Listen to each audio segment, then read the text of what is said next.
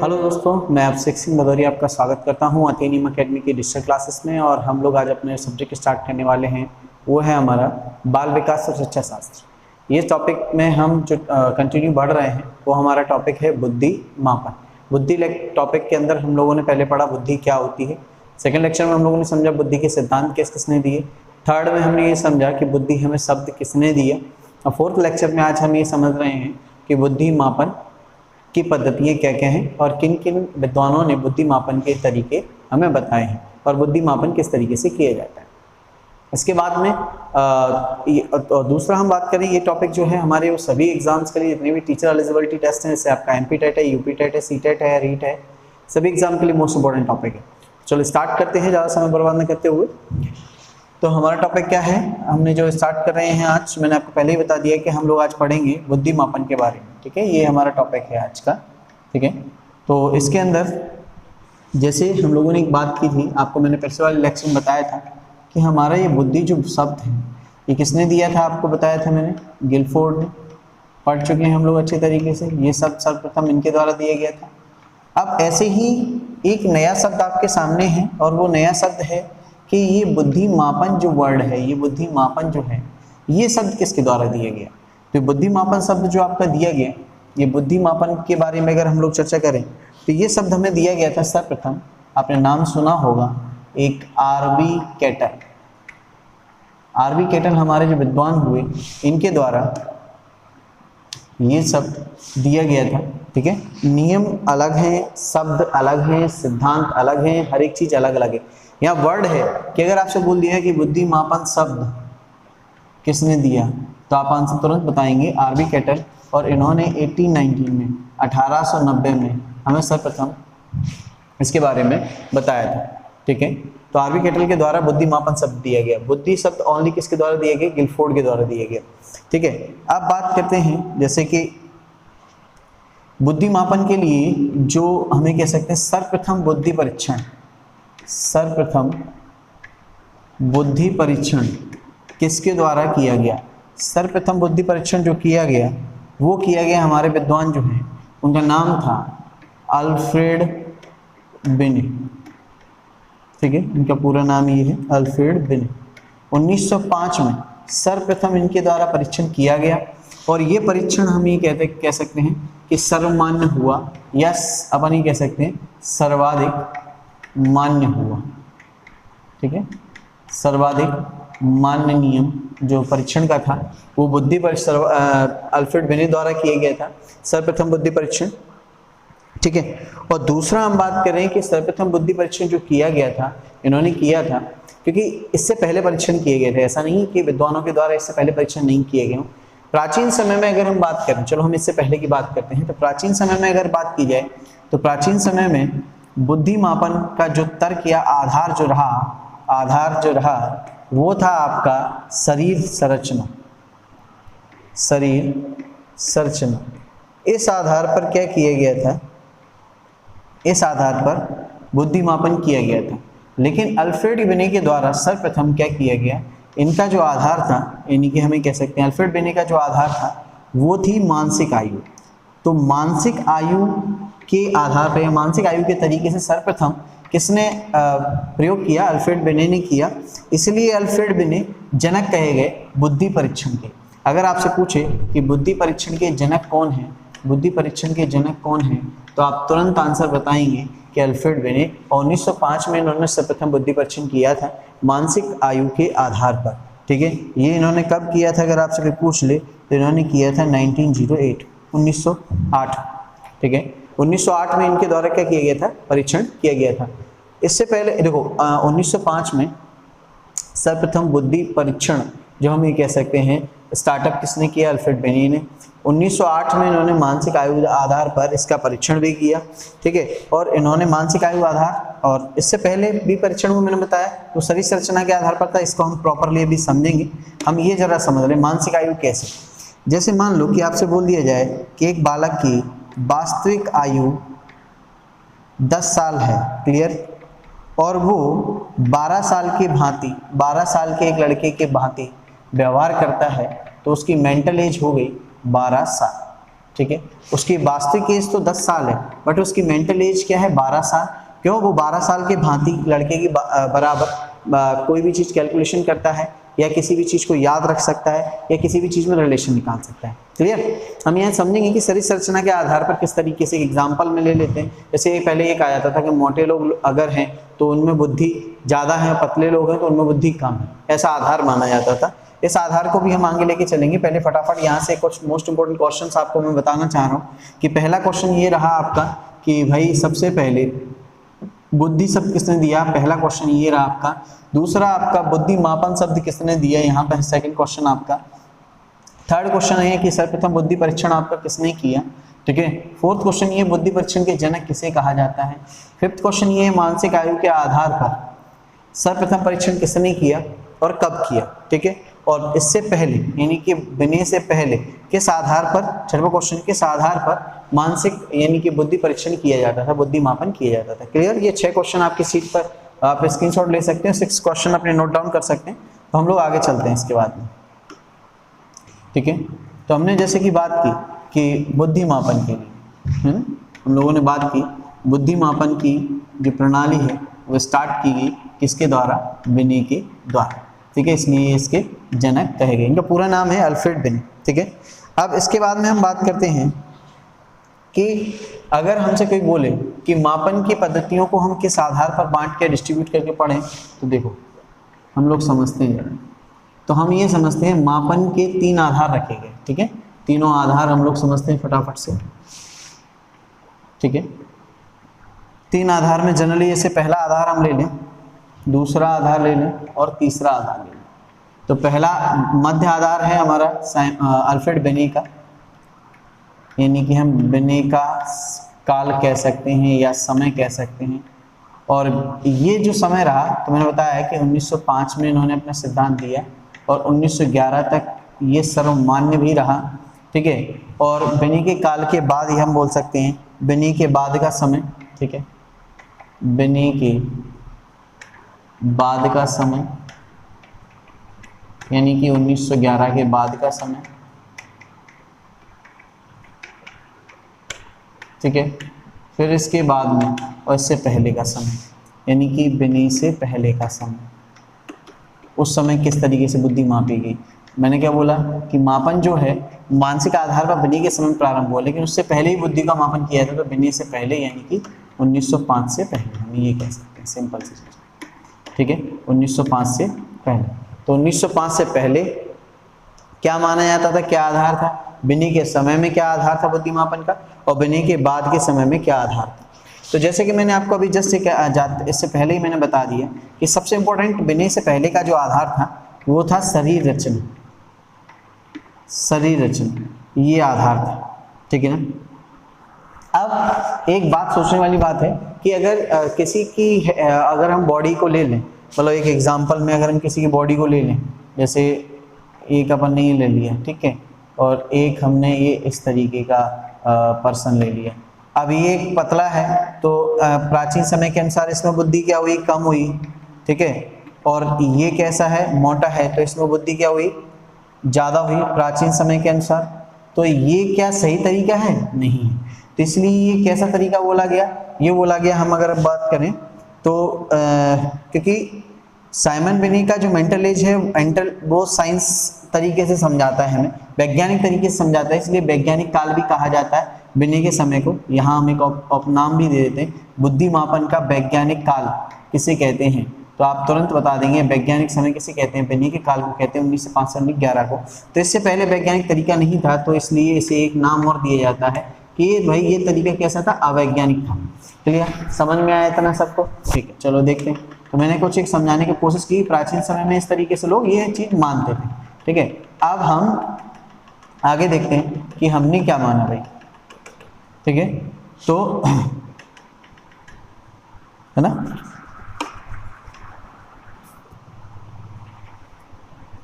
तो शरीर संरचना के आधार पर अगर हम देखें तो शरीर संरचना के आधार पर जो बुद्धि का तरीका, मापने का तरीका बताया गया, तो वो हमें कैसा लगा, अवैज्ञानिक। तो इसलिए इसे कहा जाता है अवैज्ञानिक काल। अब आता है कि इस समय में कौन कौन से साइंटिस्ट थे, विद्वान थे, जिन्होंने भाई सहयोग दिया और बिन्नी से पहले बुद्धि के बारे में यही चीज़ें हम लोगों को बताई। ठीक है, तो एक तो लेवेस्ट साइंटिस्ट थे आपके, लेवेस्ट। ठीक है, दूसरा आपका अपन ये कह सकते थे कि गिलफोर्ड जिन्होंने बुद्धि शब्द दिया था। ठीक है, गिलबर्ट अलग थे, गिलफोर्ड अलग थे और गिलबर्ट अलग थे।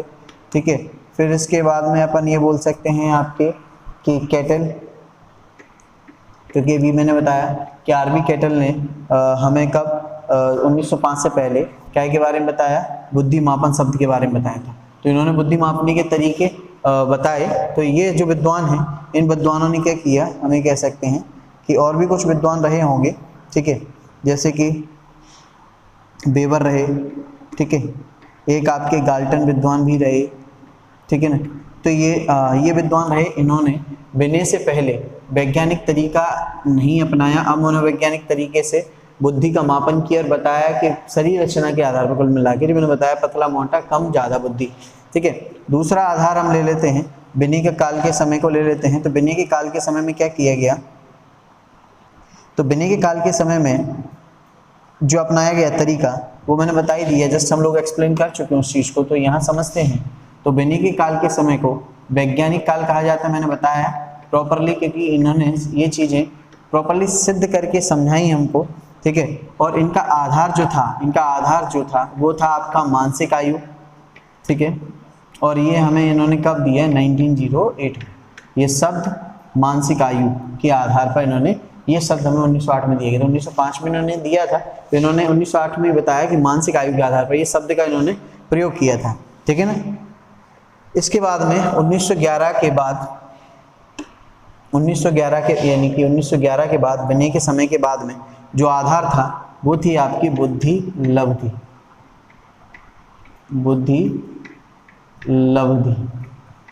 ठीक है, इंटेलिजेंस क्वाड्रेंट के आधार पर।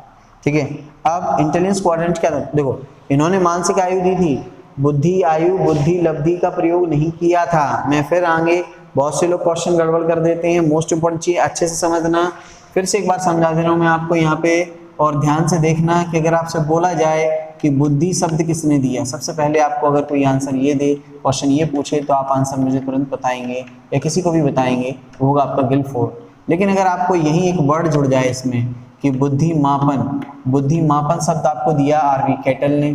ठीक है, आरबी कैटल ने, और सर्वप्रथम आपसे बोल दिया है कि बुद्धि परीक्षण किसने प्रारंभ किया, तो आप आंसर देंगे अल्फ्रेड बिने। ठीक है, जिनका आधार क्या था, इनका आधार था मानसिक आयु। फोर्थ, अगर आपसे बोल दिया जाए कि वैज्ञानिक समय के बाद में जो काल आया उसका आधार क्या था, वैज्ञानिक पहले से आधार था, वो था शरीर रचना, वैज्ञानिक काल में आधार था मानसिक आयु, और वैज्ञानिक समय के बाद में जो आधार था वो थी आपकी बुद्धि लब्धि, इंटेलिजेंस क्वाड्रेंट। इसके आधार पर क्या किया जाता था, बुद्धि मापन किया जाता था, और इस समय को बोला जाता था आधुनिक काल। बिने के बाद को बुद्धि मापन का कौन सा काल कहा जाता था, आधुनिक काल कहा जाता था। इन सभी में जो विद्वान आए, यहाँ तो बिने ही रहे, इनके बाद जो आए हम सभी को एक एक तरीके मापन के अंदर पूरा पढ़ेंगे। ये अच्छा चैप्टर है, मोस्ट इंपोर्टेंट क्वेश्चंस बनते हैं, इसलिए हम कोई भी क्वेश्चन इसमें छोड़ेंगे नहीं। ठीक है, चलो आगे समझते हैं।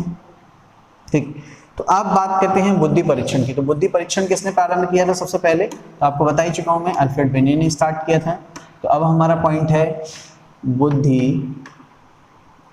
परीक्षण। अब बुद्धि परीक्षण के क्या किए गए, दो प्रकार बांटे गए, एक तो पर्टिकुलर एक ही व्यक्ति पर किया गया और दूसरा समूह पर प्रयोग किया गया। ठीक है, यानी व्यक्ति वाला जो था वो अपन कह सकते हैं व्यक्तिगत था, एक पर्टिकुलर एक ही व्यक्ति पर किया जाने वाले रूल व्यक्तिगत थे, और दूसरे आपको अगर हम कह सकें तो वो कैसे थे, सामूहिक मतलब ग्रुप में। ठीक है, सामूहिक ग्रुप, कुछ लोगों को एक साथ लेकर फिर उनकी बुद्धि का परीक्षण करना। पर्टिकुलर अगर व्यक्तिगत तो एक सिंगल व्यक्ति के लिए, यहाँ सिंगल है ना, सिंगल पर्सन के लिए। ठीक है, अब इनमें दो रूल्स बनाए गए, यानी कि व्यक्तिगत भी दो तरीके से क्या किया जाता था, परीक्षण किया जाता था। एक था व्यक्तिगत यानी पर्सनल, एक व्यक्ति है लेकिन वो शिक्षित है, यानी कि हम ये कह सकते हैं पढ़ा लिखा है, तो पढ़े लिखे लोगों से हम बातचीत करके शब्दों का प्रयोग करके उसके बारे में जान सकते हैं, तो उसे कहा गया शाब्दिक। क्या कहा गया, शाब्दिक। और अब जो लोग भाई पढ़े लिखे नहीं थे तो उनसे कुछ कहकर या उनसे कुछ पूछकर उनकी बुद्धि के बारे में नहीं समझा जा सकता था। उनसे कुछ कार्य करवाए जाते थे, उस कार्य के आधार पर, उन कार्य करवाने के आधार पर क्या किया जाता था, उन्हें उनकी बुद्धि का मापन किया जाता था। तो उसे कह सकते थे हम लोग अशाब्दिक, या उसी को कह सकते हैं हम लोग क्रियात्मक, क्योंकि कार्य करते थे और उनके कार्य करने के आधार पर ही हम जान जाते थे कि इनकी बुद्धि कितनी है। ठीक है, हम उस प्रकार से बुद्धि का मापन करते थे। यानी शाब्दिक करते थे हम लोग किनके लिए, पढ़े लिखे लोगों के लिए, जिन्हें हम कहते हैं शिक्षित, और अशाब्दिक किनके लिए करते थे, अनपढ़, यानी कि इन्हें कह सकते हैं अशिक्षित। ठीक है, उनको भी समझाना चीजों के बारे में जरूरी था, तो वो क्या कहलाए, अशिक्षित कहलाए। क्लियर? ठीक है, अशिक्षित लोगों के लिए ये बुद्धि का प्रयोग किया गया। समझ में? व्यक्तिगत अब कि सर इनमें शिक्षित लोगों में कौन कौन से विद्वान थे जिन्होंने अपने नियम दिए, तो पहला तो एक नियम बोला जाता है बिने साइमन का नियम। बिने साइमन का नियम, यहाँ दो साइंटिस्ट हैं, बिने अलग हैं और साइमन अलग हैं। ठीक है, और दूसरा था आपका, दूसरा जो था दिखाई नहीं देगा नीचे, तो उसको हम बोलते हैं स्टैनफोर्ड बिने। ठीक है, ये मैं यहाँ लिख देता हूँ, दूसरा नियम जो है स्टैनफोर्ड बिने। आप स्क्रीनशॉट ले लेना तो आपको कनेक्टिविटी समझ में आ जाएगी कि शाब्दिक के लिए, शाब्दिक सिद्धांत परीक्षण के लिए मापन पद्धतियां किसने दी, बिने साइमन के नाम से आनी थी। बिने महत्वपूर्ण वैज्ञानिक थे इसके अंतर्गत, तो इसलिए उनका नाम आता है। ठीक है, और अशिक्षित के लिए, तो अशिक्षित के लिए पहला पॉइंट मैं यहाँ लिख रहा हूँ, पहला नियम जो लिख रहा हूँ वो ध्यान से पढ़ना। ठीक, इन्हें बोला जाता है भाटिया बैटरी क्रियात्मक, भाटिया बैटरी क्रियात्मक परीक्षण। क्लियर सबको? और दूसरा विद्वान जो थे जिन्होंने दिया था वेसलर वैल्यूम। ठीक है, बुद्धि, वेसलर वैल्यूम बुद्धि। ठीक है, ये आप स्क्रीनशॉट ले सकते हैं। तो ये व्यक्तिगत है, पर्टिकुलर। समूह में भी फिर वही शाब्दिक अशाब्दिक आएगा, उसके बारे में भी हम लोग चर्चा करते हैं। तो शिक्षित के लिए बिने साइमन नियम बना, स्टैनफोर्ड बिने नियम बना, और अशिक्षित के लिए यानी कि यहाँ क्रियात्मक पक्ष के लिए भाटिया बैटरी क्रियात्मक परीक्षण किए गए और वेसलर वैल्यूम बुद्धि परीक्षण किए गए। हम सारे टोटल जितने भी परीक्षण हैं प्रॉपरली सभी पढ़ेंगे। ठीक है, कोई भी नहीं छूटेगा इसमें। अब हम आगे बात करते हैं समूह की, समूह के बारे में। ठीक है, तो सामूहिक बुद्धि का या सामूहिक परीक्षण की आवश्यकता कब पड़ी, तो इसके बारे में हम जानते हैं। तो हमें सामूहिक की आवश्यकता पड़ी 1917 में, फर्स्ट वर्ल्ड वॉर। जब फर्स्ट वर्ल्ड वॉर हुआ था, एक्चुअल में क्या था कि आप लोगों को याद होगा कि फर्स्ट वर्ल्ड वॉर का जो प्रमुख देश था वो था अमेरिका। ठीक है, तो अमेरिकी वैज्ञानिकों ने देखा कि उन समय उनके पास में अपन ये कह सकते हैं कि जो सेना थी वो बहुत कम थी। तो उन्होंने क्या किया, उन्होंने जल्द से जल्द सेना बढ़ाने का प्रयास किया। अब एक बात बताएं, नॉर्मली हम लोग जानते हैं कि हमारे यहाँ सेना प्रोसीजर क्या रहता है कि बच्चे फिजिकल देते हैं, फिजिकल देने के बाद में उनकी टेस्टिंग की जाती है कि हाँ भाई ऐसा है, फिर उन्हें भर्ती किया जाता है, उनकी 1 साल ट्रेनिंग चलती है, उसके बाद वो एक सेना का जवान बनता है। अब 1 साल का समय नहीं था, इंस्टेंट भर्ती करनी थी, तो उन्होंने एक तरीका अपनाया। उन तरीकों को अपनाने के लिए उन्होंने सिर्फ उनकी बुद्धि का मेजरमेंट किया और उसी आधार पर उनको थल सेना यानी कि उनकी सेनाओं में भर्ती किया गया। अब बात थी कि इतनी जल्दी हम कैसे परफेक्ट माप लिया कि भाई ये इसके लिए जरूरी है, तो उनके कुछ नाम दिए गए, वो मैं आपको बताता हूँ। तो 1917 में अमेरिका के द्वारा ये ग्रुप सामूहिक बुद्धि परीक्षण किया गया। ठीक है, इन दोनों को मैं यहाँ डिनोट कर रहा हूँ। अब वही चीज़ है कि यहाँ भी दोनों चीज़ें आएंगी, शाब्दिक आएगी पढ़े लिखे लोगों के लिए, अशाब्दिक आएगी अनपढ़ लोगों के लिए। अब बात ये आती है कि सर यहाँ अनपढ़ लोगों की जरूरत क्यों है, तो मैं बताता हूँ। जनरली अगर हम सेना का काम देखें और एक सिपाही का वर्क देखें, तो सिपाही का कार्य क्या होता है, अगर आप लोग ध्यान से समझें तो सिपाही का कार्य होता है भाई कि जो अगर सामने कोई दुश्मन है तो बंदूक की गोली को, बंदूक को चलाना है, और कोई को वहां अनुमान तो लगाना नहीं है, लेक्चर देने ऐसा कुछ वर्क तो है नहीं। ठीक है, कि सर शिक्षित का फिर काम क्या है। अब शिक्षित में जैसे हम ले लें कि उनके सेना का कमांडेंट है, अगर वो पढ़ा लिखा है तो अपनी यूनिट को एक पूरा प्रोटेक्शन के साथ में और एक नियम के तरीके से एक बेहतर प्रणाली बनाकर युद्ध भी कर सकता है और जीत भी सकता है। एक नियम प्रणाली बनाकर, युद्ध नहीं करता, वो नियम प्रणाली बनाता है, अपने पूरे सिपाहियों को अच्छी तरीके से लेकर चलता है, वो हेड होता है उसका, और उसके पास प्लान्स होते हैं क्योंकि भाई वो पढ़ा लिखा है। तो इसलिए में 2 प्रकार के लोगों की जरूरत पड़ती है, एक जो क्या कर सकें, एक फिजिकली वर्क कर सकें और एक मेंटली वर्क कर सकें। समझ में है? इसके लिए इन्होंने शाब्दिक व अशाब्दिक दो प्रकार के प्रयोग इन्होंने भी किए। ठीक है, अब जो शाब्दिक किए गए उन शाब्दिक को नाम दिया गया, हाँ अपन ये कह सकते हैं, इसको मैं यहाँ लिख रहा हूँ, जरा अच्छे से समझ लेना। आर्मी अल्फा परीक्षण जो शाब्दिक में किए गए, मैंने बोला ना कि सेना के लिए किए गए थे, तो आर्मी अल्फा परीक्षण साइन बना दिया मैंने, पढ़ लेना, सुन नहीं रहे होगे। और अशाब्दिक के लिए किया गया आर्मी बीटा परीक्षण।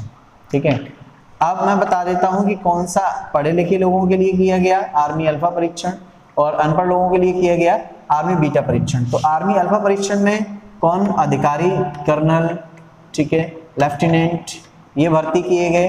ठीक है, और आर्मी बीटा परीक्षण में अगर हम बोल दें तो हमारे सैनिक, सैनिक तो कर्नल भी होता है, बट ये सैनिक किस तरीके के, जो सिर्फ युद्ध कर सके, जिन्हें बस इतना सिखाया गया कि ये बंदूक है, ये ट्रिगर है, इसमें गोली ऐसे जाती है और आपको ऐसे चलानी है, बस बुद्धि चेक कर ली गई, जिससे उन्हें ये समझ में आ गया कि हाँ ये इतना सीख सकता है इतनी जल्दी, ये बंदूक है, ऐसे ट्रिगर करना है, इस तरीके से चलाना है, बस। ठीक है, और इस तरीके से उन्हें सेना में भर्ती कर दिया। तो सेना में भर्ती करने के लिए सामूहिक बुद्धि परीक्षण का प्रयोग किया गया, और सामूहिक बुद्धि परीक्षण का जो प्रयोग किया गया था उसमें दो रूल्स अपनाए गए, पढ़े लिखों को अलग और अशिक्षित लोगों को अलग। ठीक है, समझ में आ गया? आर्मी बीटा परीक्षण और आर्मी अल्फा परीक्षण, क्लियर सभी को? ठीक है, अब हम लोग चलते हैं एक एक करके, जो हमने व्यक्तिगत नियम समझे और सामूहिक समझे। सबसे पहले हम लोग पोर्ट स्टार्ट करते हैं व्यक्तिगत का, आप स्क्रीनशॉट ले सकते हैं फटाफट से। तो हम लोग व्यक्तिगत परीक्षणों पे चलते हैं। ठीक है, आगे चलते हैं फटाफट से। तो बुद्धि परीक्षण में हम लोगों का अगला है जो पॉइंट है वो क्या है, पहला विनय साइमन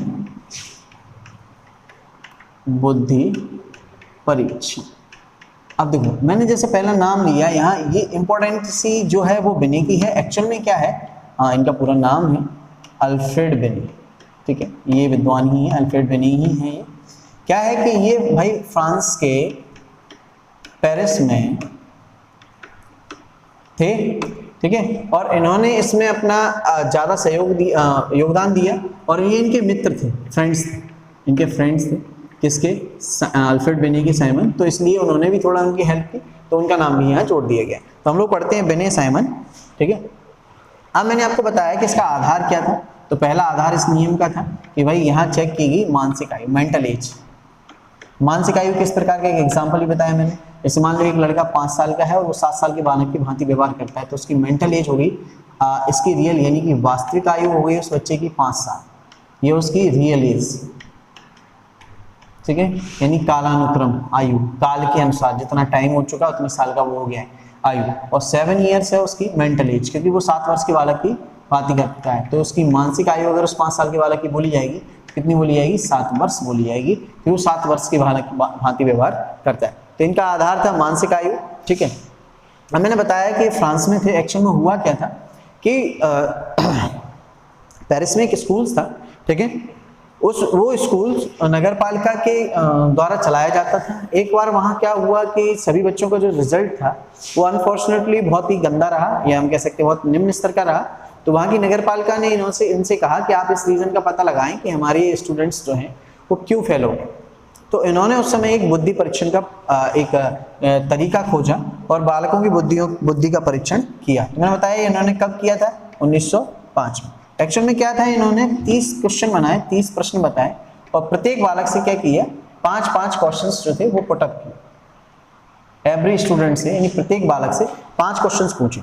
जो स्टूडेंट 5 क्वेश्चंस के आंसर दे देता था, जो बालक, हम ये कह सकते हैं कि जैसे मान लो कि जिस क्लास का होता था, फॉर एग्जाम्पल वो 7th स्टैंडर्ड का है, 7वीं क्लास का बालक है, 7वीं कक्षा का बालक है, और 7वीं कक्षा के बालक से 7वीं कक्षा के 5 प्रश्न पूछे जाते थे। 5 प्रश्न के अगर वो आंसर दे देता था, उत्तर दे देता था, तो उस बालक से बोला जाता था, वो उस बालक से उसकी बुद्धि मापी जाती थी और बोला जाता था कि ये औसत बुद्धि वाला बालक है, क्योंकि जिस स्टैंडर्ड में है उस स्टैंडर्ड के सारे क्वेश्चंस के इसने आंसर दे दिए। ठीक है, अब लेकिन अगर मान लो कि वो बालक जो 7वीं कक्षा में था अपनी कक्षा के आंसर दे देता है, साथ में वो 8वीं कक्षा के बालक के भी या 8वीं कक्षा के प्रश्नों का उत्तर भी दे देता है, तो उसकी बुद्धि बोली गई उच्च। ठीक है, और 7वीं कक्षा का बालक है और 6वीं कक्षा के भी क्वेश्चन के आंसर नहीं दे पाता है तो उसकी बुद्धि बोली गई निम्न, मंद। ठीक है, तो इन्होंने 3 आधार दिए। इनके 3 आधार क्या थे? तो इनके 3 आधार इसी प्रकार से थे जैसे मैंने आपको बताया। ठीक है, और वो 3 आधार क्या थे इनके?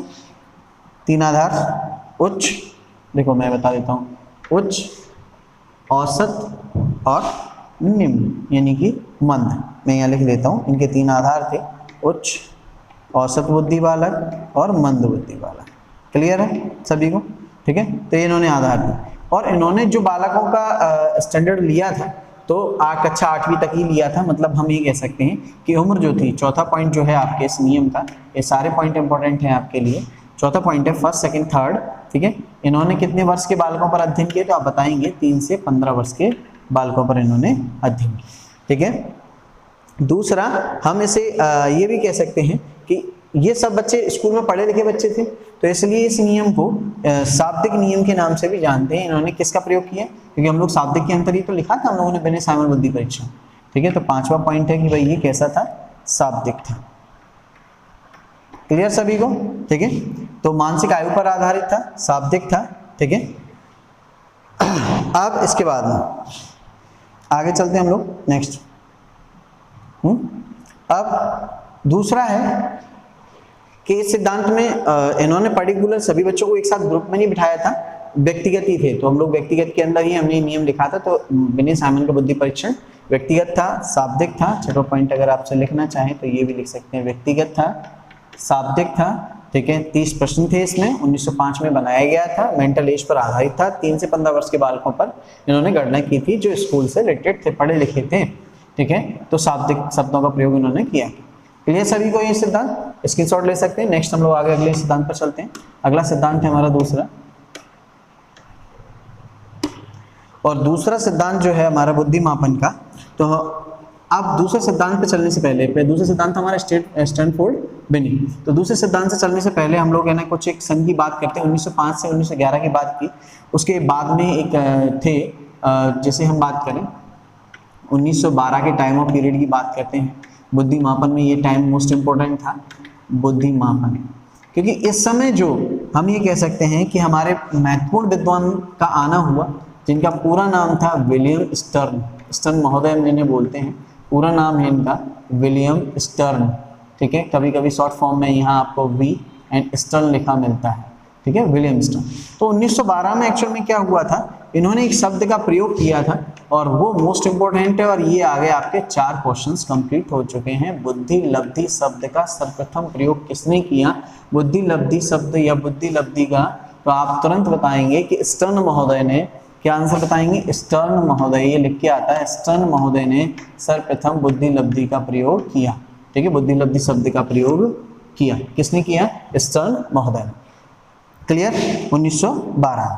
ठीक है, अब इन्होंने क्या बताया, इन्होंने उस समय बुद्धि लब्धि सारणी अपन बात करेंगे उसकी। इन्होंने सूत्र बनाए। ठीक है, अपन ये कह सकते हैं इन्होंने एक सूत्र बनाया। ठीक है, बुद्धि लब्धि निकालने के लिए वो फॉर्मूला क्या था इनके अनुसार, जो सूत्र था वो सूत्र ये था, उसका आधार था कि मानसिक आयु बटे में वास्तविक आयु, ये फॉर्मूला बना है।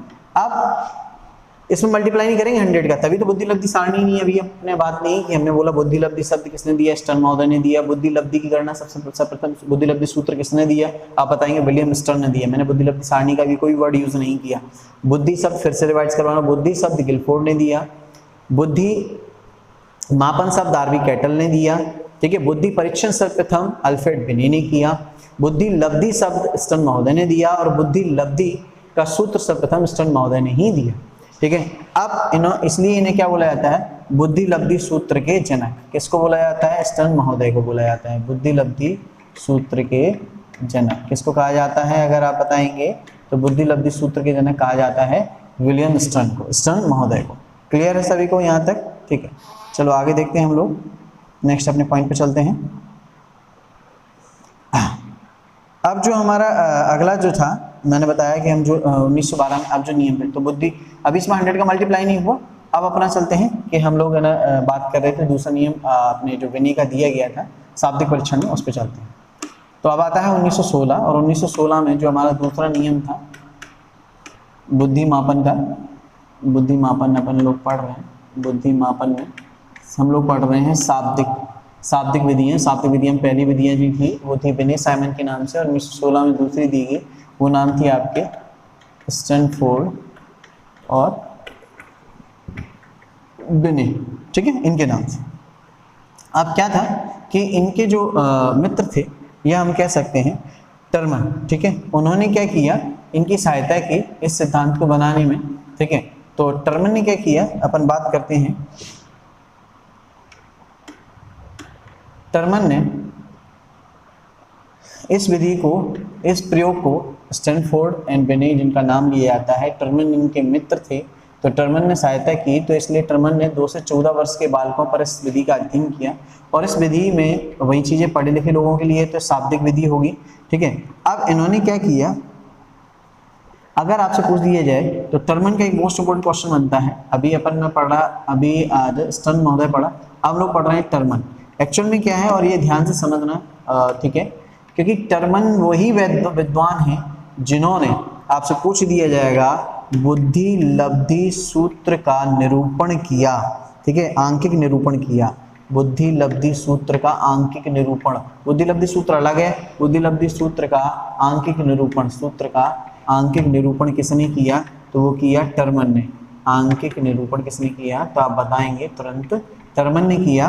और क्या किया, तो भाई आपकी मेंटल एज, अब मैं पूरा लिखूंगा यहाँ पे, mental age and casual age, वास्तविक आयु, ठीक है, और वास्तविक आयु इन मल्टीप्लाई बाय 100, क्लियर, 100, ठीक है। तो ये 100 का मल्टीप्लाई किया। देखो इससे पहले अपन ने नियम में 1912 में जो हमारे स्टर्न महोदय थे, तो विलियम स्टर्न ने क्या किया था, उसमें 100 का गुणा नहीं किया था, इन्होंने 100 का गुणा किया था, जिससे इसको सरल अच्छे तरीके से किया जा सके। इसको हम ऐसे लिख सकते हैं, मेंटल एज अपॉन में कैजुअल एज इंटू 100, ये हो गया फॉर्मूला।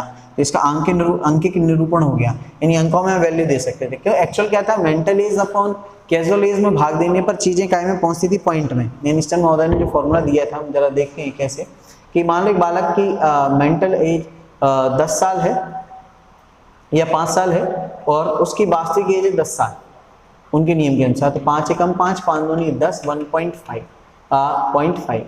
अब इस तरीके से पॉइंट में हम वैल्यू को काउंट नहीं कर सकते थे, ठीक है। तो इसलिए क्या किया गया, इन्होंने 100 का मल्टीप्लाई किया टर्मन ने, और एक सही तरीके से अंकों को निरूपित करने वाली एक सारणी का निर्माण कर दिया।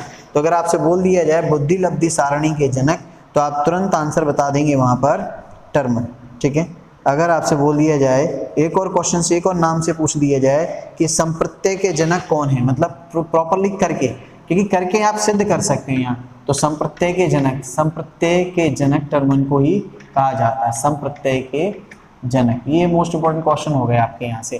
पहला कि टर्मन ने बुद्धि लब्धि सूत्र का निर्माण किया। दूसरा क्वेश्चन, संप्रत्यय के जनक टर्मन को कहा जाता है। उस फॉर्मूले का अंकिक निरूपण किसने किया, तो आप तुरंत बताएंगे टर्मन ने। कितने वर्ष के बालकों के, 2 से 14 वर्ष के बालकों का, और शाब्दिक परीक्षण किया गया, ठीक है।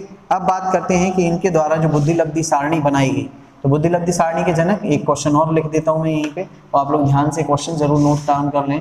देखो एक इंपॉर्टेंट क्वेश्चन आपका यहाँ पर है, एक इंपॉर्टेंट क्वेश्चन आपका ये रहा, एक इंपॉर्टेंट क्वेश्चन ये है, सीधा सीधा सूत्र पूछ दिया जाता है, और एक क्वेश्चन मैं यहाँ लिख रहा हूँ, अगर आपसे पूछ दिया जाए कि बुद्धि लब्धि सारणी के जनक कौन है, बुद्धि लब्धि सारणी, तो सारणी किसके द्वारा बनाई गई थी, टर्मन के द्वारा बनाई गई थी, क्लियर। अब मैं टर्मन के द्वारा बनाई गई सारणी को आपको समझाता हूँ, ठीक है। तो देखिए टर्मन, बुद्धि लब्धि सारणी, लब्धिमान क्वाड्रेंट, बुद्धिमान इंटेलिजेंस, इंग्लिश कई लोग IQ पढ़ते हैं ना इसको, तो उनको अगर दिक्कत हो जाए तो मैं बता देता हूँ, IQ की बात कर रहे हैं लोग, ठीक, बुद्धि लब्धि सारणी की बात कर रहे हैं हम लोग, है ना। तो जैसे सबसे पहले हम लोगों ने ले ली बुद्धि, और यहाँ ले ली उसकी लब्धि, क्या नाम दिया है हम लोगों ने, मतलब टर्मन ने, हम लोगों ने नहीं, टर्मन ने नाम दिया। अब सबसे पहले जैसे बात करें हम कि अगर कोई हमसे बोल दे कि भाई कोई बंदा 0 से 25 में वैल्यू आ रही है उसकी, ठीक है, 0 से 25 की वैल्यू आ रही है उसकी, तो उसका क्या होगा अनुभव, अगर बोला जाए हमसे, तो 0 से 25 यही बोलेंगे, तो 0 से 25 उसको बोला जाता है जड़ बुद्धि, भाई बुद्धि नहीं है। इसकी वैल्यू परसेंटाइल में 0 से 25 में बताऊंगा कैसे आती है। देखो एक एग्जांपल ले लेते हैं। जैसे एक बालक है 10 साल का, मेंटल एज रियल एज उसकी 10 साल की है और वो 15 साल की भांति व्यवहार करता है बालक की। तो 15 mental age upon casual age into 100, यही तो फॉर्मूला लिखा है मैंने। 0 से 0 कैंसिल, कितना आ गया 150। तो इस तरीके से लाई करेगी वैल्यू, है ना। तो 0 से 25 के बीच में इसकी निकल के आएगी, वो जड़ बुद्धि कहलाएगा। मतलब भाई उसमें बुद्धि है ही नहीं, स्तब्ध है, खूब प्रयास करने पर उसे सुधारा नहीं जा सकता, वो जड़ बुद्धि कहलाती है। अब मान लो कि किसी की वैल्यू लाई करती है 25 से 50 के बीच में, तो उसे बोल देंगे हम लोग मूढ़ बुद्धि। मूढ़ का मतलब होता है महामूर्ख, कह सकते हैं हम लोग इसे महामूर्ख। मतलब बुद्धि उसकी अपन ये कह सकते हैं कि वेरिएंट नहीं होती। जड़ में और इसमें अंतर ये महामूर्ख ये है कि उसे दिख रहा है कि मेरे साथ गलत, जड़ को पता ही नहीं है क्या गलत और क्या सही है। ये महामूर्ख को पता है कि गलत है ये सही है, बट गलत सही में वो अंतर नहीं पहचान पाता, वो महामूर्ख कहलाता है, मूढ़ बुद्धि कहलाता है। अब आता है 50 से 70 के बीच में वैल्यू लाई करती है, वो कहलाता है मूर्ख। अब महामूर्ख और मूर्ख में अंतर है कि मूर्ख कभी कभार समझ भी जाता है और वो गलत काम करने से बच भी जाता है, या उसके कुछ घटनाएं जो होने वाले सामने उसे दिखाई देती हैं उनसे भी वो बच जाता है। तो 70 से 90 को बोलते हैं मंद बुद्धि बालक, या इन्हीं को बोले जाते हैं पिछड़े बालक। 70 से 90 के बीच में लाई करते हैं। और ये मोस्ट इंपोर्टेंट क्वेश्चन बन जाता है आपसे, तो क्वेश्चन पूछ दिया जाता है कि पिछड़े बालकों में IQ कितना होता था, बताएं 70 से 90 के बीच में, ठीक है।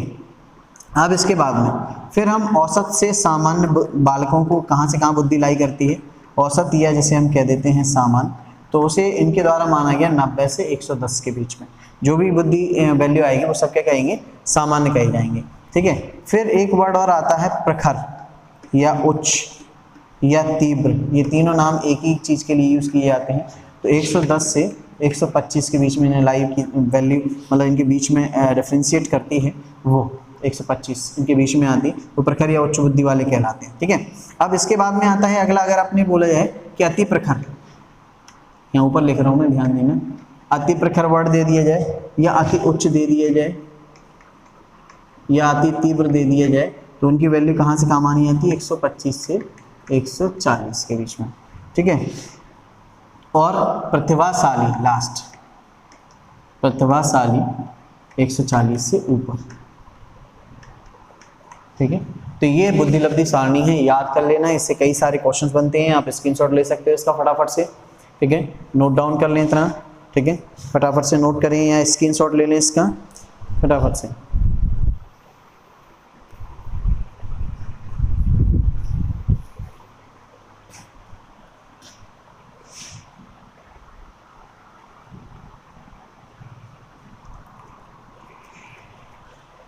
ठीक है। अब जनरली हम लोग है ना देखते हैं कि अब हमारा जो क्वेश्चन है उस क्वेश्चन में ये है कि हम जो इनका फॉर्मूला है उस फॉर्मूले से रिलेटेड कुछ क्वेश्चन सॉल्व करते हैं।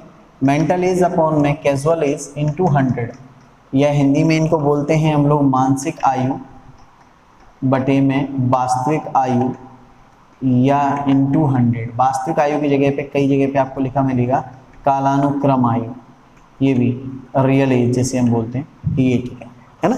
तो ये फॉर्मूले पे आधारित हम लोग जरा क्वेश्चन सॉल्व करते हैं और फटाफट से क्वेश्चंस देखते हैं। ये नोट डाउन कर लिया होगा सभी ने, इसको हटाते हैं हम लोग और क्वेश्चंस नोट करते हैं, ठीक है। जैसे कि हम लोगों को पहला एक क्वेश्चन दे दिया किसी ने, एक बालक है, ठीक है, एक बालक है और उसकी कैजुअल एज जो है वो हमें दे दी, कैजुअल एज जो दे दी यानी कि वास्तविक आयु दे दी उसकी 20 वर्ष, ठीक है, कितनी दे दी हमें 20 वर्ष, और उसकी मेंटल एज जो है वो हमें दे दी 25 वर्ष, ठीक है। तो हमसे पूछ दिया IQ, इंटेलिजेंस क्वाड्रेंट निकालना, सीधा सीधा है, आप लोग फटाफट से कर लेंगे। तो MA ऊपर आता है ये तो 25, कैजुअल एज नीचे आता है 20, फॉर्मूला लिख देता हूँ ये मेंटल एज, बार बार फॉर्मूला लिखने से ये आपको याद हो जाएगा, इंटू मानसिक आयु 25, कैजुअल एज 20 गुणा में 100, तो 20 पंच 100, 25 पंच 125। अब 125 काय के बीच में लाई कर रही थी वैल्यू, तो हाँ अच्छा मैंने एक वर्ड लिखा था, आपको पीछे जाके फिर से फटाफट से देख लो कि जहां मैंने लिखा था 125 या जहां 125 वर्ड लिखा था, 125 में हम लोगों ने लिखा था अति प्रखर वगैरह, तो वहां इसको एक बुद्धि का नाम और दे सकते हैं, सृजनात्मक, क्रिएटिव भी बोल सकते हैं, सृजनात्मक बालक भी कह सकते हैं अपन इसको, ठीक है। समझ में आ गया इतना। चलो नेक्स्ट क्वेश्चन देखते हैं। कि 125 आने पर इसे मेंटल एज अपन ये कह सकते हैं, मेंटल एज हाँ, अगर 125 के बीच में बुद्धि लब्धि लाई करती है तो सृजनात्मक बालक कहलाते हैं। क्लियर। दूसरा क्वेश्चन ले लेते हैं फटाक से, दूसरा क्वेश्चन लिया जाता है। हाँ, क्योंकि हमें आज ये हमारा एक लेक्चर थोड़ा सा बड़ा है, क्योंकि यहाँ बुद्धि मापन के कुछ 2 नियमों से रिलेटेड क्वेश्चंस खत्म करने। कैजुअल एज मान लो किसी की दे दी गई आपको 20 साल, ठीक है, उसका IQ दे दिया आपको मान लो 80, तो आपसे पूछ लिया जाएगा मेंटल एज। कुछ भी पूछ सकते हैं, 3 चीजें हैं, वास्तविक आयु, बुद्धि लब्धि और मानसिक आयु। इन 3 में से 2 चीज दी जाएंगी, एक चीज पूछी जा सकती है। फॉर्मूले में रखो सीधा, MA पता नहीं है, कैजुअल पता है 20 और 100, और बुद्धि लब्धि यहाँ आती है, IQ इक्वल टू होता है ना, IQ यहाँ आता है, तो यहाँ हमने रखा 80 रखेंगे। अब यहाँ सॉल्व करता हूँ मैं, 80 यहाँ है, ये 20 ऊपर जाएगा इधर गुणा में, और 100 कहाँ आएगा नीचे। मेंटल एज निकालना है ना अपने को, मैंने भी कोई कैंसिल नहीं किया, कर भी सकते हो। जैसे मान लो कि कोई लोग यहाँ पर नहीं जाए, यहाँ से सॉल्व कर ले, तो 0 से 0 ये कैंसिल किया, 2 से अपन ने यहाँ ये कैंसिल कर दिया। अब 5 जो आएगा गुणा में कहाँ जाएगा, भाग में, 5 से 80 में भाग देंगे, 16 साल वैल्यू उसकी आ जाएगी, ठीक है। तो यहाँ हमने यहाँ से सॉल्व कर लेते हैं, तो 20 या ऐसा सिंपल सी चीज़ है, देखो 0 से 0, 0 से 0, 8 दूनी 16 साल, 16 ईयर्स ओल्ड है, उसकी मेंटल एज जो है 16 साल के बराबर है। जो लड़का वास्तविकता में 20 साल का है, तो 80 है तो मतलब अपन बोल सकते हैं मंदबुद्धि बालक है ना। 70 से 90 के बीच में हम उसे मंदबुद्धि या पिछड़ा बालक कह सकते हैं, ठीक है। तो पिछड़े बालक के अंतर्गत इसकी गिनती होगी, जिसकी मेंटल एज 16 साल है और रियल एज, तो अपन यहाँ लिख सकते हैं इसको पिछड़ा बालक। क्लियर सभी को यहाँ पर। चलो आगे चलते हैं, नेक्स्ट क्वेश्चन देखते हैं, ठीक है।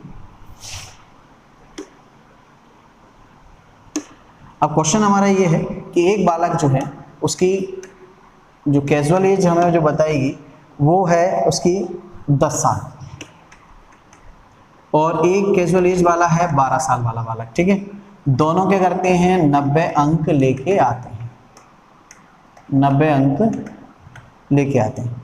अब एक्चुअल में क्या है कि जो 10 साल वाला बालक है वो 12 साल के बालक की तरह क्या कर रहा है, नंबर लेके आ रहा है, तो उसकी मेंटल एज कितनी हो जाएगी इस वाले बालक की, फर्स्ट ये मैं जो ले रहा हूँ, फर्स्ट कैजुअल एज जिसकी है वो 12 साल के बालक भी जो सेकंड स्टूडेंट है वो 12 साल का है, वो भी 90 अंक लेके आता है। जो जिसकी उम्र 10 साल है, ये वास्तविक उम्र है इसकी 10 साल है, वो भी 90 अंक लेके आता है, दोनों इक्वली अंक लेके आते हैं। तो आपको फर्स्ट वाले स्टूडेंट की मेंटल एज बतानी है, तो मेंटल एज कितनी होगी, जो जिसके बराबर काम कर रहा है, 12 साल के बराबर काम कर रहा है, तो फर्स्ट वाले स्टूडेंट की कैजुअल एज हम लोगों ने लिखी 10 साल और मेंटल एज हम लोगों ने लिखी उसकी 12 साल, ठीक है। सॉल्व कर लेंगे यहाँ पे, 12/10 गुणा में 100, 0 से 0, 120। अब 110 से 125 के बीच में करती है वैल्यू, तो वो हमारी क्या कहलाती है, प्रखर बुद्धि बालक कहलाते हैं, प्रखर बुद्धि बालक। प्रखर को ही हम बोल सकते हैं रचनात्मक बालक। यहाँ से ये चीज़ फाइंड आउट कर सकते हैं। इतना समझ में आ गया सभी को, ठीक है। फटाफट से देखिए, नेक्स्ट आगे चलते हैं। क्लियर सभी को ये क्वेश्चंस। इस तरीके से हम लोगों ने मेंटल एज निकालना सीख ली, कैजुअल एज निकालना सीख ली, और बालक की IQ निकालना सीख लिया। 2-3 एग्जांपल्स और भी आप बहुत सारे एग्जांपल बना के सॉल्व कर सकते हैं। चलो तो हम लोग आगे चलते हैं, अब हम अपने ऑब्जेक्टिव टाइप क्वेश्चन सॉल्व करते हैं फटाफट से, ठीक है। तो देखते हैं,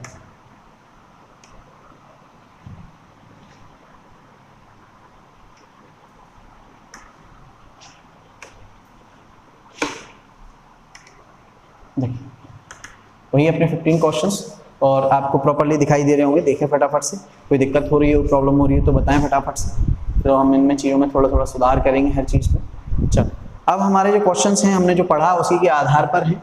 तो पहला क्वेश्चन है हमारा बुद्धि मापन के लिए, ये थोड़ा सा जूम कर लेंगे अगर दिक्कत हो रही हो,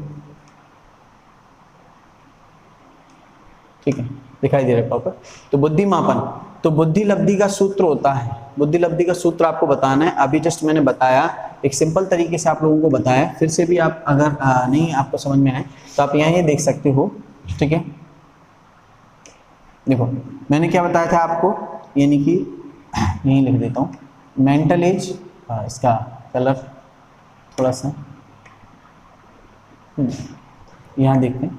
तो मेंटल एज यानी कि अपन ने बात की थी, मेंटल एज मतलब मानसिक आयु बटे में कालानुक्रम आयु इंटू 100। तो कहाँ लिख रहा है, दिख रहा है, मानसिक आयु बटे में कालानुक्रम आयु इंटू 100। तो क्या हो जाएगा फॉर्मूला हमारा, ये हो जाएगा, ठीक है। तो हमारा फॉर्मूला हो जाएगा डी, ठीक है। समझ में आ गया? हाँ, तो ये हो गया हमारा आंसर डी। क्लियर सभी को? चलो नेक्स्ट क्वेश्चन देखते हैं। एक बच्चे की मानसिक आयु 12 वर्ष एवं कालानुक्रम आयु 10 वर्ष है, उसकी बुद्धि लब्धि क्या होगी? इस चीज को आप लोग सॉल्व करें, ठीक है, फटाफट से सॉल्व करें, ठीक है। हाँ सॉल्व करें बिल्कुल सॉल्व कर रहे हैं। तो देखो क्या दिया है हमें, बच्चे की मानसिक आयु है 12 वर्ष यानी मेंटल एज 12 वर्ष, ठीक है, और उसकी कालानुक्रम आयु कितनी है 10 वर्ष, ठीक है। अब गुणा में क्या करना है हमें 100। अभी मैंने ऐसे क्वेश्चन आपको करवाया था, 0 से 0 कैंसिल, 12 के 10 में गुणा किया कितना हो गया हमारा 120। 120 आपका कौन से ऑप्शन में, सी में, तो यही हमारा क्या होगा आंसर, देखें, ठीक है। चलो तीसरा क्वेश्चन देखें फटाफट से, बुद्धिमापन से रिलेटेड। रमेश और अंकित की समान बुद्धि लब्धि 120 है। रमेश अंकित से 2 वर्ष छोटा है, यदि अंकित की आयु 12 वर्ष हो तो रमेश की मानसिक आयु बताइए। इस क्वेश्चन को अच्छे तरीके से समझें, ठीक है। क्वेश्चन नंबर तीसरा जो हमारा है, ठीक है, इस क्वेश्चन को अच्छे तरीके से समझा जाए। क्या दिया हुआ है क्वेश्चन में 12 वर्ष और ठीक है, तो देखो किसके समान है उसकी बालक की आयु, रमेश अंकित की समान बुद्धि लब्धि है 120 है, ठीक है। रमेश अंकित से 2 वर्ष छोटा है, ठीक है। यदि अंकित की आयु 12 वर्ष है तो रमेश की आयु कितनी है, तो 2 वर्ष छोटा है, रमेश अंकित से 2 वर्ष छोटा है, अंकित से 2 वर्ष छोटा है, यानी कितना साल का है 10 साल का, ठीक है। चल यहाँ से जी फिर से समझे, अंकित की आयु 12 वर्ष है, इससे 2 साल छोटा कौन है, रमेश है, तो रमेश की मेंटल रियल एज कितनी होगी 10 साल, लेकिन वो 12 साल के बालक की भांति व्यवहार करता है, तो उसकी मेंटल एज कितनी होगी 12 वर्ष, ठीक है। और सिंपल चीज है, यहाँ हम मेंटल एज की बात कर रहे हैं, ठीक है, या निकाल भी सकते हैं उसको अच्छी तरीके से। किस तरीके से, हमें मेंटल एज नहीं मालूम, बुद्धि लब्धि हमें उससे मालूम है, IQ कितना है उसका 120 है, ऐसे भी निकाल सकते हो। जस्ट अगर हमें निकालना हो तो हम निकाल सकते हैं इस चीज़ को। लेकिन फिर से मैं बता रहा हूँ, एक बार देखें फटाफट से जल्दी कि सॉल्व करके आपको बता रहा हूँ, ठीक है। कुछ गड़बड़ हो गई, फिर से अपन चलते हैं। हमारा जो क्वेश्चन था, है ना, तीसरा क्वेश्चन था, तीसरे क्वेश्चन में थे हम लोग, यहाँ देख लें हम लोग, तो क्या हो रहा है भाई, एडिट नहीं करना है हमें, देखें फिर से गड़बड़ हो रही है कुछ, चल ड्रॉ पे करना है हमें। हाँ, तो हमारा जो इसकी आयु जो है हमने निकाल ली, एक अपने दिमाग से लगा के देख लो, 2 वर्ष छोटा है तो 12 ये और 12 से ये 10 कितने का 10 साल का, तो मानसिक आयु उसकी 12 वर्ष के बराबर की बालक की तरह काम करे तो सीधा सीधा आ जाएगा, यहाँ 12 वर्ष आ जाएगा, ठीक है। लेकिन अगर मान लो कि हमें सॉल्व करके बतानी है तो मेंटल एज मालूम नहीं है, उम्र मालूम चल गई 10 साल और IQ मालूम है लेकिन 120, 0 से 0, 1 0 से 1 0, तो मेंटल एज बराबर 12 साल, ये यहाँ से आ जाएगा, ठीक है, यहाँ से भी आ जाएगा ये, ठीक है, समझ में आए। तो उम्र होगी इसकी कितनी 12 साल। क्लियर सभी को? चलो आगे चलते हैं, नेक्स्ट क्वेश्चन देखते हैं। तो 12 वर्ष इसकी उम्र हो जाएगी, सॉल्व करके देखें फटाफट से, जैसे मैं सॉल्व कर रहा हूँ आपके सामने। मानसिक आयु के प्रत्यय का सर्वप्रथम प्रयोग किसने किया? आपके क्वेश्चन का आंसर होना चाहिए फटाफट। मानसिक आयु के प्रत्यय का, मानसिक आयु प्रत्यय संप्रत्यय करके किसने देखा? तो भाई ये रहा आपका आंसर, अल्फ्रेड बिने ने, संप्रत्यय, ठीक है। इन्होंने बुद्धि परीक्षण किया ना सर्वप्रथम, तो वही संप्रत्यय। ये पिछली परिभाषाओं से रिलेटेड है। स्पीयरमैन की परिभाषा में जी कारक किसके लिए थे? तो पता है आपको, जी सामान्य के लिए और ठीक है स्पेशल फैक्टर, तो जी सामान्य बुद्धि हो गई, स्पेशल एस स्पेशल फैक्टर के लिए। चलो, बुद्धि का वैज्ञानिक मापन सर्वप्रथम किसने किया? वैज्ञानिक। तो बिनी के समय को क्या किया है, कहा जाता है वैज्ञानिक टाइम किया जाता है, तो ये है आपका सी इसका छठवां आंसर। सातवां, सामान्य व्यक्ति की बुद्धि लब्धि होती है सामान्य, औसत, तो औसत कितने से कितने के बीच में आती है? तो औसत आती है भाई आपकी, तो औसत अपनी कितने से कितने के बीच में आती है? औसत आती है हमारी 90 से 110। अब 90 से 110 के बीच में कौन सी बीच वैल्यू लाई कर रही है हमारी? 100, ठीक है। तो ये हो जाएगा अपना आंसर। क्लियर सबको? चलो देखें, ये हो गया आंसर इसका सातवें का। आठवें क्वेश्चन, किसने कहा है कि बुद्धि सीखने की योग्यता है? बिल्कुल, सीखने की योग्यता है, लर्निंग, क्योंकि आज के समय में, पिछले समय में ही कहा जाता था, ठीक है। तो भाई ये रहा आपका आंसर, बकिंगम के द्वारा, पिछले टाइम से रिलेटेड थे ये, इसलिए। आगे, अशाब्दिक समूह परीक्षण, आर्मी अल्फा शब्द के लिए, पढ़े लिखे लोगों के लिए, तो ये अपने किसके लिए? आर्मी बीटा अशाब्दिक परीक्षण, आर्मी बीटा परीक्षण, ठीक है। ये सीधा आंसर ही मिल गया आपको। अशाब्दिक समूह परीक्षण किसके लिए किया गया था? आर्मी बीटा परीक्षण के लिए। चलो, बुद्धि परीक्षणों के जन्मदाता किसे कहा जाता है? बुद्धि परीक्षण तो किसने किए थे? बुद्धि परीक्षण जनक। अभी जस्ट मैंने बताया क्वेश्चन, बताएं फटाफट आप आंसर देख के, तो आपका आंसर मिल ही गया होगा सी, बिन, अल्फ्रेड बिन। निम्नलिखित में से कौन सा कथन सत्य है? तो लड़के अधिक बुद्धिमान होते हैं, ऐसा होता है क्या? नहीं होता ना। लड़कियां अधिक बुद्धिमान होती हैं, ये भी नहीं होता। सामान्यतः लड़के लड़कियों से अधिक बुद्धिमान होते हैं, ये भी नहीं होता। तो बुद्धि का लिंग के साथ संबंध नहीं है। जब ये तीन नहीं होते तो ये बच्चा यही होगा। बिल्कुल जेंडर से नहीं बता सकते कि आप लड़के ज्यादा बुद्धिमान की लड़की ज्यादा बुद्धिमान। तो ये डी आंसर हो गया इसका। चलो, बैटरी निष्पादन परीक्षण, भाटिया बैटरी, बताया भाटिया बैटरी, भाटिया नाम। क्वेश्चन अच्छे से पढ़ोगे, चीजें समझोगे तो अच्छे से आ जाएंगे। 0 से 25 बुद्धि, तो क्या नाम दिया था?